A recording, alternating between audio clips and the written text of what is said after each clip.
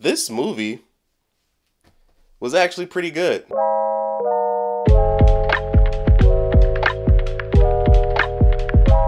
You know what I hate about horror movies? Last October, I watched a scary movie every day. Literally every night right before I went to sleep so I can be extra scared. I did that for the entire month. I watched the entire Insidious franchise, the Conjuring franchise, Hereditary, and a bunch of other stuff. Outside of Hereditary, almost every horror movie today has the same stupid formula. A person will be chilling, watching TV or something. While watching TV, they'll hear some noise in the distance, and then something stupid will happen like the remote move, and then the music intensifies and the person gets up to check the noise, and then out of nowhere the lights cut off, and somehow the person always has a flashlight, and I'm not even talking about the one on your cell phone. The flashlight suddenly goes out, the music gets really quiet, and then jump scares are so cheap to me. But maybe I'm weird because I don't find horror movies scary. One jump scare might get me in an hour-and-a-half movie, but that's not fear to me, especially when all the signs are there that it's coming. I saw the trailer for Evil Dead Rise during either Scream 6 or John Wick 4, I don't really remember, but I was like, oh, that looks interesting. And then I was confused when I saw the name at the end because all I knew about Evil Dead was a white dude with a chainsaw. I've never seen any of the old Evil Dead movies, but for what I do know, I just always figured they were like horror comedy films. So when I saw this trailer, I was like, I guess they're doing a reboot. Based on the trailer, I don't want to say that I had high expectations, but I was highly interested. The trailer was creepy, and after seeing this movie, I can say that yes, this movie was also extremely creepy, extremely cringy, in a good way. The lead actress, Alyssa Sutherland, was amazing in this movie. Although I loved her performance, I'll say that the acting from everyone else to me wasn't really that good, at least until the movie really started to pick up. I don't know, some of the early scenes just felt really awkward to me. I felt so bad for the character Ellie. She was just a single mom trying to do what's best for her kids. When her character was actually possessed, she had so many genuine creepy moments in this movie,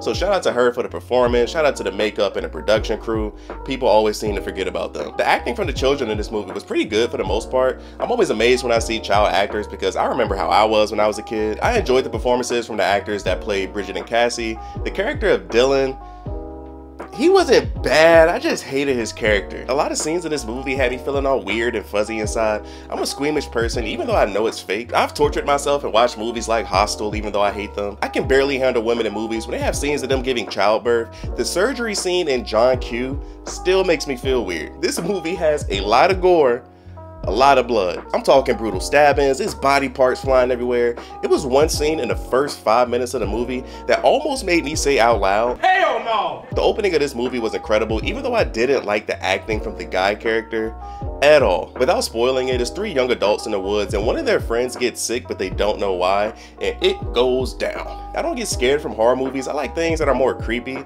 but the first 5 minutes of this movie let me know that I was in for a ride. Story-wise, I had no idea what to expect. I've never seen any of these movies, so some of the decisions that they made caught me off guard, which I enjoyed. The whole movie I kept telling myself, it's no way these people are gonna make it out of this situation. It's hard to talk about without spoiling. People eating weird things, a lot of awkward movements, the facial expressions from the mom when she was outside the door, her banging her head on the door. If I was put in that world and I'm in that situation, I'm definitely passing out. All right, let's talk about the bad real quick. The character of Beth was so fucking boring. And shout out to the actress, but I just didn't care about her character. They introduced something about her early in the movie that usually would get me. I just didn't care here. The thing they introduced about her, I thought they were gonna do more with that later. They didn't. I feel like the only reason they added that element in was so that the audience could feel for her, but it didn't go anywhere. I honestly forgot about it until they were randomly dropping lines about it. At the end of the movie, I was like, she does have that. What's up with little boys in movies like this being absolutely useless? Like in the movie A Quiet Place, the daughter character, amazing. The son, trash. They introduced these other characters in the apartments and the younger dude was generic as hell, just some muscle dude for the ladies to look at. I hate horror movies because the story is always stupid. I like to think that I'm a logical person, so it burns my soul whenever I see characters in a movie act so stupid. Like in this film, the reason why all this stuff happens, this is another example of why black people are usually never in horror movies. Oh, what's that weird glowing thing in the extreme dark alley over there? I don't know, it's none of my business. Roll credits. One character looked at another character and was like, this is all your fault. And even they were like, yeah, this isn't a spoiler because it was in a trailer, but the little girl opening the door for the mom in the hallway, why? I did not like the ending of this movie at all. They introduced this entity at the end.